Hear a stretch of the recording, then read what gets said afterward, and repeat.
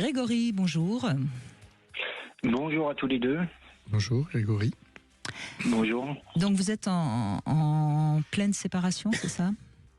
Voilà, tout à fait, après 18 ans de vie commune. Oui. C'est elle qui demande la séparation? Mais comme souvent, hein, je crois. Oui, vous avez raison.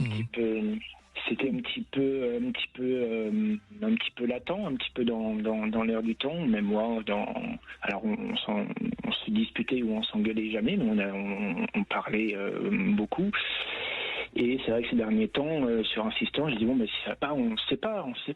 Voilà, plusieurs fois, une fois, deux fois, trois fois, mais l'homme parle et la femme fait. Elle me l'a dit qu'une fois, et donc c'est elle qui a acté la séparation. Mais du coup, c'est très compliqué. Et je vous appelais parce que il y a quelque chose qui m'a interpellé dans ce que vous avez dit, c'est que les hommes ont refusé très souvent la thérapie de couple. Et il est vrai que c'est ce que j'ai fait. Voyons notre complicité qui a toujours été très très très forte se déliter, s'esquinter. Plusieurs fois, elle m'a dit mais viens, on va voir quelqu'un, on va parler. Et j'ai toujours refusé. Vous savez pourquoi? Parce que ça peut aider les autres hommes Alors, et j'allais dire, donc je ne sais pas pourquoi, je vous appelle pour que vous m'expliquiez pourquoi peut-être, puisque moi je ne sais pas, et pour dire à tous les hommes qui sont dans cette situation, de le faire et d'y aller. Merci pour eux en tout cas, Grégory. Merci pour votre courage aussi.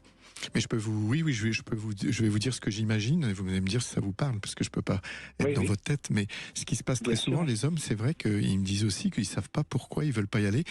Moi, ce que j'observe, et c'est la peur. Mais le problème, c'est que souvent, comme si votre mécanisme de défense, c'est l'anesthésie, vous n'allez pas sentir la peur. Et la peur, c'est la peur d'être mis sur le banc. C'est-à-dire peur qu'en thérapie, on montre que c'est vous le problème, alors que c'est jamais ça. Mais l'homme, il pense souvent que il a peur qu'on montre que c'est lui qui est pas compétent. Est-ce que je me trompe? Oui, il peut y avoir de ça. Surtout que de toute façon, celui qui a un petit peu merdé ces derniers temps, c'était moi. Donc, peut-être que j'avais pas envie d'entendre que j'étais un petit peu, coupable entre guillemets, en tout cas, de la situation ou du dégradement de la dégradation de la situation. Il y a autre chose aussi, Grégory, pardon, je vous ai coupé, mais il y a aussi autre chose qui parfois fait que l'homme ne veut pas aller en thérapie, c'est qu'il a l'impression qu'il est quand même capable de régler les problèmes, quoi. Vous savez, exactement ça. En tant qu'homme, on a tendance à croire quand même qu'on est on est adulte, on est grand, on est capable de régler les problèmes. C'est ça. Sauf que là, c'est pas du bricolage. Moi, je suis pas du tout bricoleur par rapport à votre blague du niveau masseur. En plus, je suis un très bon cuisinier en revanche, Brigitte, on peut pas tout.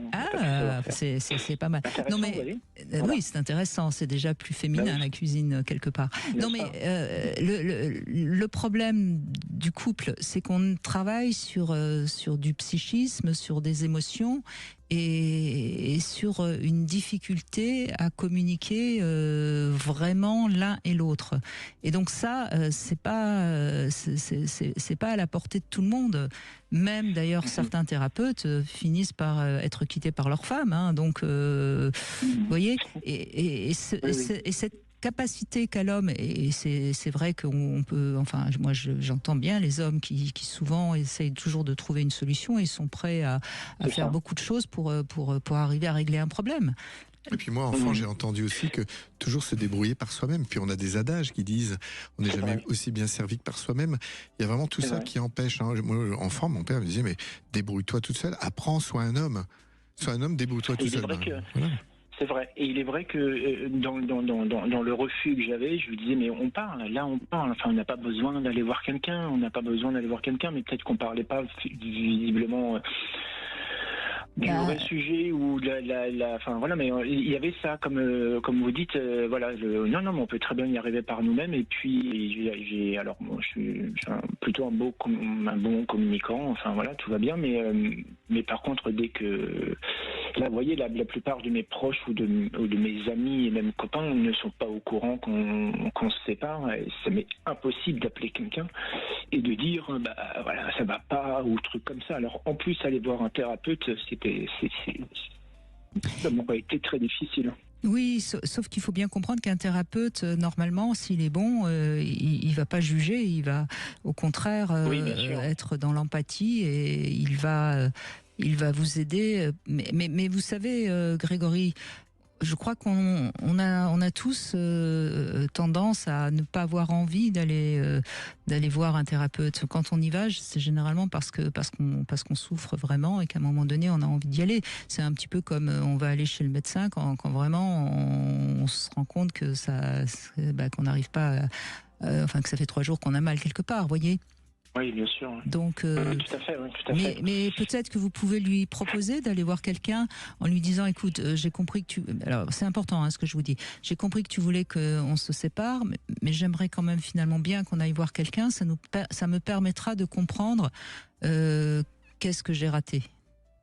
Et ça vous aidera. J'essaierai. Et est-ce que vous avez des enfants ? Alors on a une super petite fille de 12 ans qui est très mature, qui est très, qui est chouette. Et puis on s'est toujours bien entendu. Il y a toujours plein d'amour, toujours plein d'amour différemment, mais voilà, on habite encore sous le même toit parce que c'est pas comme dans les films quand on se sépare, on prend pas n'importe Oui, donc séparé vous du êtes jour au lendemain l'un de l'autre. tous les deux intelligents, donc vous pouvez peut-être grâce. Alors, je suis pas en train de dire que ça peut remettre le couple d'aplomb, mais pourquoi pas ? La plupart du temps, quand les couples viennent par exemple en stage, je fais des stages de 4 jours, il y a des couples qui sont dans la situation dans laquelle vous êtes, et beaucoup de plus en plus, ils viennent parce qu'il y en a un des deux qui veut se séparer, pas l'autre, ou alors les deux veulent se séparer, puis il y a des enfants, donc ils veulent continuer à ne pas projeter, ils ont conscience que les enfants pourraient porter la charge de toutes les disputes d'après, parce que si on ne s'est pas dit pendant la relation des choses, c'est après qu'on le fait, et puis souvent c'est les enfants qui sont au milieu. Mais c'est vrai que quand ils viennent, on va dire plus de la moitié restent finalement ensemble, parce que le problème n'est pas le problème. Ils se rendent compte que en fait c'était des problèmes de communication. Ils avaient perdu la connexion, mais l'amour était toujours là. Et quand l'amour est là, et si on se reconnecte, parce que là, moi, j'apprends aux couples à se connecter de cœur à cœur. Ils parlent la même langue, et quand on parle la même langue, l'amour recircule, parce que l'amour, c'est une énergie qui existe partout. Et là, on l'a fait recirculer. Et moi, j'ai pas d'intention. Quand les couples viennent, c'est pas moi qui cherche c'est juste qu'en se reconnectant, les couples, c'est tellement beau. Ils pleurent beaucoup, mais ils repartent main dans la main la plupart du temps. Nous, j'imagine. Alors bien sûr, bien sûr, on verra si je vais pouvoir leur proposer peut-être, mais bien sûr, je vais leur proposer, mais trop tard. Et puis de toute façon, après, on a toujours on a toujours été très proches, on a toujours beaucoup parlé.